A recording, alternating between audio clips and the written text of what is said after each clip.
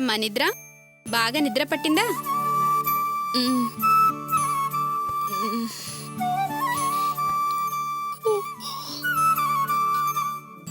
ఏంటే రెడీ అయి కాలేజ్కి వెళ్లకుండా నన్ను చూస్తూ కూర్చున్నా? వెళ్తాన్లే. నువ్వెప్పుడు లేస్తావా అని అరగంట నుంచి నీకోసం వెయిట్ చేస్తూ కూర్చున్నా. ఎందుకు? నిన్ను చాలా ప్రశ్నలు అడగాలి, అందుకు. ప్రశ్నలా? ఏంటవి? నీకు మల్స్ బావకి మధ్య ప్రాబ్లం ఏంటి?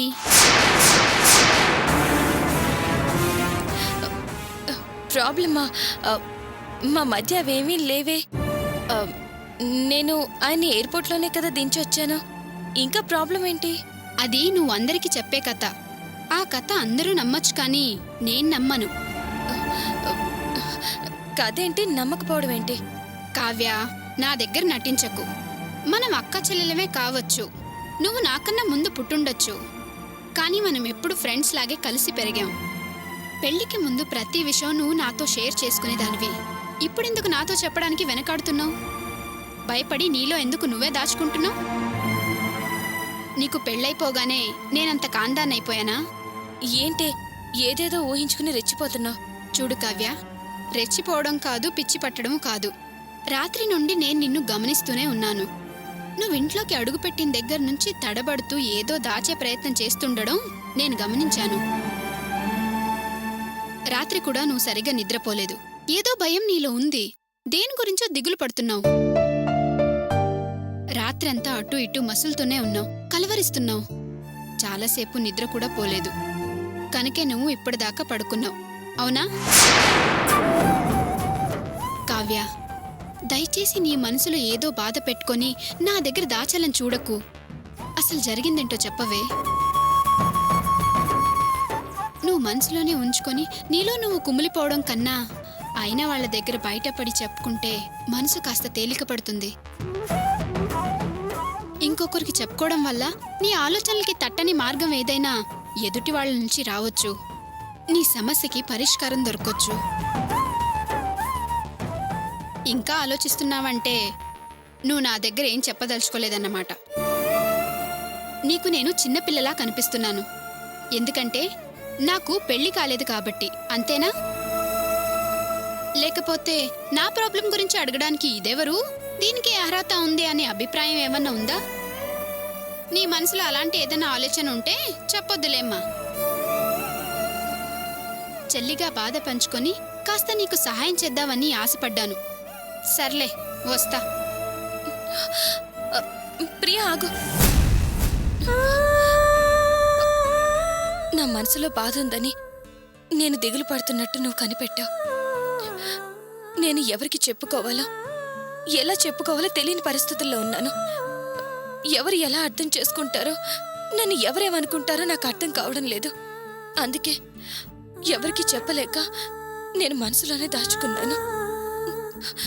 గుండె బరువెక్కిపోయింది. బాధ భరించలేకపోతున్నాను. నీ మాటల్ని బట్టి చూస్తుంటే చాలా పెద్ద సమస్యలోనే ఉన్నా అనిపిస్తుంది. ఏంటి కావ్య ప్రాబ్లం? సమస్య పెద్ద సమస్య. దిలీప్ ప్రాబ్లం. ఏంటి? దిలీప్ ప్రాబ్లమా? ఏంటది? నువ్వు గాని లైట్ గా తీసుకుంటే మీ అమ్మ గుండె బరువెక్కి చచ్చిపోతుంది. ఇటు లైఫ్ పోతుంది, అటు మీ అమ్మ ప్రాణము పోతుంది. అవేమీ పోకూడదు అనుకుంటే నాకు సంతోషం కలిగించు. ఈ క్షణం నుంచి మన మధ్య ఉన్న husband and wife relation cut. నువ్వు ఈ సెకండ్ నుంచి నా భార్య కాదు, నా జీవితంలోంచి తీసిపారేస్తున్నాను. ఇక్కడి నుంచి నువ్వెవరో నేనెవరో. నేను ఎప్పుడో నుంచి రాగానే మొట్టమొదటి చేసే పని నీకు డైవర్స్ ఇవ్వడం. ఆ రామ్ నీ వెంట ఉంటూ ఇంత మోసం చేశాడా? అసలు నువ్వెందుకు ఈ విషయం ఇన్ని రోజులు ఎవరితో చెప్పకుండా దాచావు? చెప్పాలనిపించలేదు, భయం. ఎవరితో చెప్తే ఏం జరుగుతుందోనన్న భయం. ఆ రామ్ నన్ను నానా రకాలుగా టార్చర్ పెట్టాడు, నరకం చూపించాడు. రోజు చచ్చి బతకడమే నా పని. క్షణ క్షణం టెన్షన్ భరించలేక నేను మల్స్కి ఈ విషయం చెప్పాను. తనకి నా మీద ఉన్న ప్రేమతో నన్ను అర్థం చేసుకుంటాడనుకున్నాను. కానీ ఇలా నన్ను వదిలేస్తాడనుకోలేదు. తను కోపంగా వెళ్ళిపోయాడు. మా అత్తగారు ఎప్పుడెప్పుడు నా మీద పగ తీర్చుకుందావా అని ఎదురు చూస్తున్నట్టు నన్ను ఇంట్లోంచి బయట గెంటేశారు. అర్ధరాత్రి వేళ ఏం చెయ్యాలో నాకు అర్థం కాలేదు. అందుకే మరో దారి లేక మన ఇంటికి తిరిగి వచ్చాను. ఇక్కడికి రాగానే అన్ని విషయాలు వివరంగా మీ అందరికీ అర్థమయ్యేలా చెప్దాం అనుకున్నాను. కానీ అడుగు లోపలికి పెట్టక ముందే అమ్మ భయం చూసి ఆగిపోయాను. చెప్తే అమ్మకేమన్నా అవుతుందేమోనన్న భయం.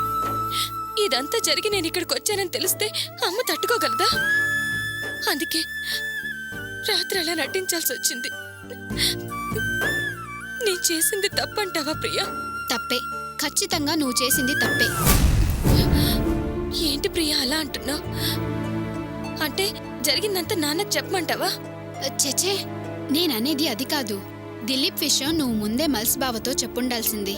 కానీ సమయం వచ్చినప్పుడు చెప్పొచ్చులే అని వదిలేసావు చూడు, అదే నువ్వు చేసిన తప్పు. ప్రియా, ఆ విషయం మనం ముందే మాట్లాడుకున్నాం కదా. పెళ్లికి ముందే దిలీప్ గురించి మల్స్కి చెప్తే అసలు ఈ పెళ్లి జరుగుండేది కాదని ఆగాం కదా. అసలు పెళ్ళే జరగకపోయి ఉంటే అమ్మా నాన్న ఏదో 4 రోజులు బాధపడి మళ్ళీ మామూలుగా మారిపోయేవారు. కానీ ఇప్పుడు నీ లైఫే ఓ ప్రశ్నగా మారిపోయింది కదా. ఇప్పుడేం చేస్తావు చెప్పు. అదే నాకు అర్థం కావడం లేదు ప్రియా. ఎవరితో ఈ విషయం చెప్పకుండా ఎన్ని రోజులు నెట్టుకు రాగలని భయపడ్డాను. నువ్వు నన్ను అడగడం ఓ విధంగా మంచిదైంది. నీతో అన్ని విషయాలు చెప్పగలిగాను. ఇప్పుడు నేనేం చెయ్యాలో నాకు అర్థం కావడం లేదు ప్రియా. నాకంతా చీకటిగానే కనిపిస్తుంది. నా బతుకు చీకటి అయినట్టేనా అనిపిస్తుంది. కావ్య, అలా అనుకోకు. తర్వాత ఏం చెయ్యాలో ఎలా చెయ్యాలో ఆలోచించు. ఇవాళ రేపు ఎలాగో అలా మేనేజ్ చేస్తావు. మరి ఆ తర్వాత ఏం చేస్తావు? 2 రోజులు ఆలస్యంగానైనా ఇంట్లో ఈ విషయం తెలుస్తుంది. వాళ్ళకి ఈ విషయం తెలిసి గుండె పగలక ముందే నువ్వే ఏదో ఒకలాగా ఈ కథకి ఫుల్ స్టాప్ పెట్టు. మల్స్ అబ్రాడ్ నుంచి రావడానికి 1 వారం పడుతుంది. తను వస్తే అన్ని విషయాలకి సొల్యూషన్ దొరుకుతుంది. అంతదాకా నేను మేనేజ్ చేయగలితే చాలు. అదేంటి కావ్య, అంత నమ్మకంగా ఎలా చెప్తున్నావు? ఆయన రాగానే డైవర్స్ ఇస్తానన్నాడని నువ్వే చెప్పావు కదా. నీకు తెలీదు ప్రియా. తను అలా అన్నాడే కానీ నేను ఆయన్ని ఎంతగా ప్రేమిస్తున్నానో తనకి తెలుసు. మాకు ఒకరి మీద ఒకరికున్న ఎఫెక్షన్ మమ్మల్ని మళ్ళీ ఒకటి చేస్తుందనే నమ్మకం నాకుంది. నేను నిజం దాచానని ఆ క్షణం నా మీద కోపం ఉండొచ్చు, కానీ మా మధ్య వేరే ప్రాబ్లం ఏం లేదు. ఈ వారం రోజులు నేను ఆయన ఎలా తలుచుకుంటున్నాను, ఆయన నన్ను అలాగే తలుచుకుంటూ ఉంటారు. ఆయన రాగానే నేను ఆయన కాళ్ళ మీద పడైనా నేనే తప్పు చేయలేదు అని నిరూపించుకుంటాను. ఆయనతో కలిసి జీవిస్తాను అని నేను నమ్ముతున్నాను. సరే, ఆ విషయాలన్నీ మనం తర్వాత మాట్లాడుకుందాం. ఇప్పుడు అమ్మొచ్చి ఆఫీస్కి వెళ్ళవా అంటే ఏం సమాధానం చెప్తావు? నేనిప్పుడు ఏమీ ఆలోచించే పరిస్థితుల్లో లేను. నువ్వే ఏదన్నా ఐడియా చెప్పవే. అయితే నువ్వు ఆఫీస్ బయలుదేరి వెళ్ళు. ఆఫీస్కా? నేను ఎలాగే? అర్థం చేసుకో కావ్య, ఇలాంటి సమయంలోనే నీ జీవితం కాపాడుకోవాలి. అవమానాల్ని తట్టుకొని నిలబడాలి. లేకపోతే నీ లైఫే వేస్ట్ అయిపోతుంది. అసలేంటే నువ్వనేది? మల్స్ బావ ఊళ్ళో లేడు. ఈ సమయంలో నువ్వు బాధ్యతల్ని వదిలేసి ఆఫీస్కి వెళ్లకుండా ఉంటే ముందు ముందు వచ్చే సమస్యలకి ఇదే ఒక కారణమవుతుంది.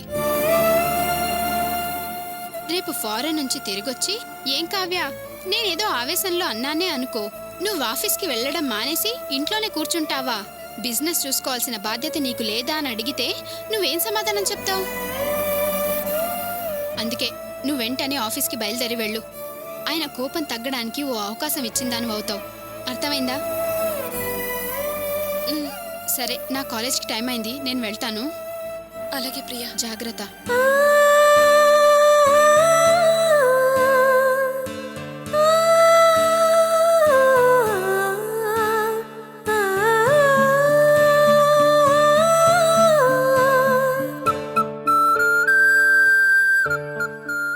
కావ్య, ఆఫీసుకు బయలుదేరుతున్నావమ్మా?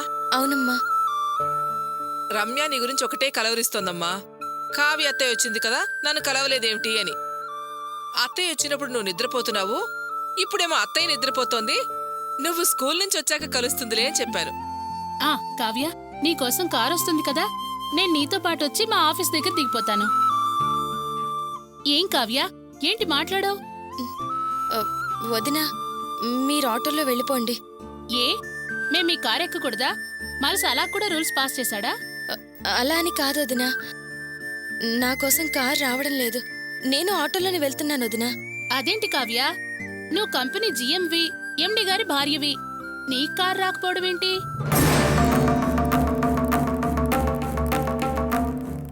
అంత పెద్ద కంపెనీ ఓనర్వి ఆటోలో వెళ్ళడం ఏంటి? అలా వెళ్తే మీ స్టాఫ్ ముందు నీ గౌరవం ఏమవుతుంది? ఏంటత్తయ్యా కావ్య ఇలా మాట్లాడుతుంది? అదేంటమ్మా, నీకోసం బండి రాదా? అమ్మా, నేనే అవసరం లేదని చెప్పేశాను. అత్తయ్య వాళ్ళ ఇంట్లోంచి అయితే ప్రాబ్లం లేదు. కార్ ఇక్కడికి వచ్చి పికప్ చేసుకోవడం అంటే ఏమైనా అంటారు. అందుకే వద్దన్నాను. నేను ఆటోలో వెళ్ళిపోతానమ్మా. అది నిజమేలే. అల్లుడు గారు ఎప్పుడెలా మాట్లాడతారో ఆయనకే తెలీదు. నువ్వు ఆటోలోనే వెళ్ళొచ్చేయమ్మా. అలాగే అమ్మా. పోనీ ఆటో అయినా షేర్ చేసుకోవచ్చా? ఏంటోదినా అలా అంటావు? పద. అమ్మా, నేను సాయంత్రం ఇక్కడికే వస్తాను. అలాగే తల్లి, వెళ్ళి వస్తానమ్మా. వెళ్ళొస్తానత్తయ్య. మంచిదమ్మా.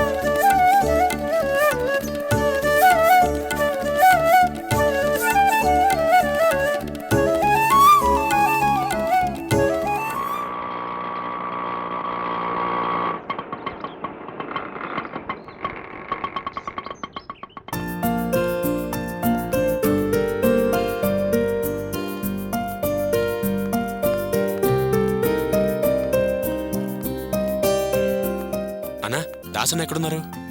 లోపల ఉన్నాడు, వెళ్ళండి.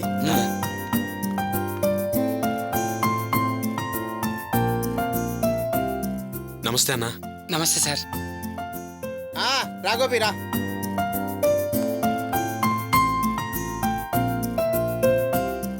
రాగోపిరా. ఏంటన్నా అర్జెంటుగా బయలుదేరమ్మన్నావు? విషయం ఏమై ఉంటుందోనని భయపడ్డాను. ఏమయ్యా, ఒక రాజకీయ నాయకుడు ఫోన్ చేస్తే ఎందుకంత భయం? ఏదైనా మంచి పని మీద పిలిచి అనుకోవచ్చు కదా. ఏంటన్నా మంచి పని? నిజంగానే మంచి పని. తమ్మి నువ్వు కూసో, తమ్మి నువ్వు కూడా కూసో.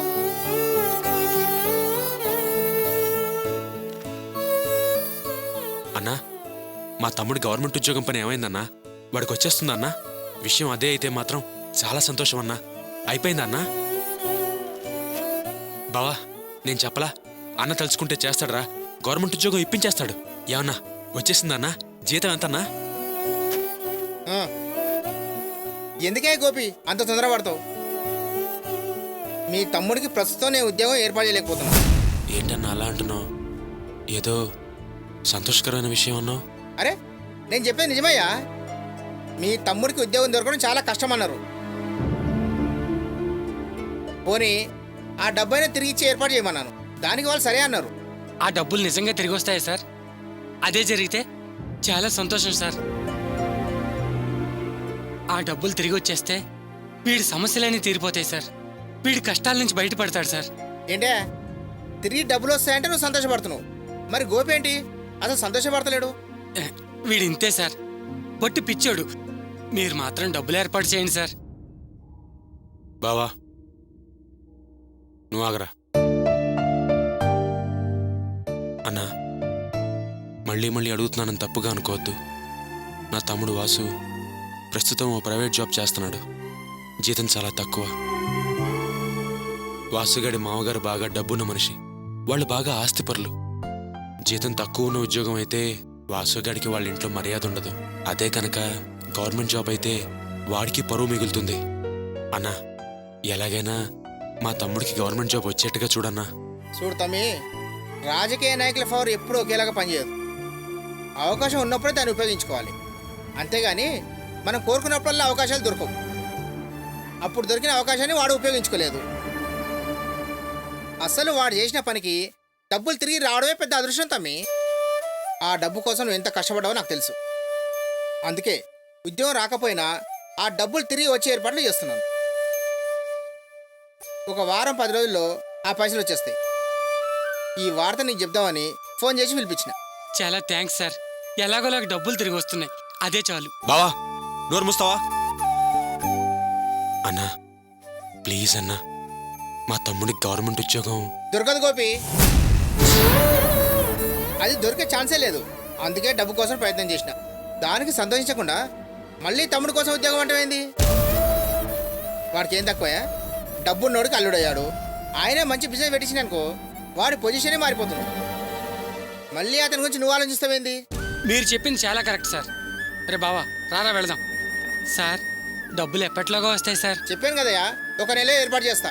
ఆ పైసలు రాగానే మీకు ఫోన్ చేస్తా. మంచిది సార్, మంచిది. వస్తాం సార్. మంచిది. అన్నా అన్నా వస్తానన్నా. పోయిరా తమ్మి. రే బావా రారా.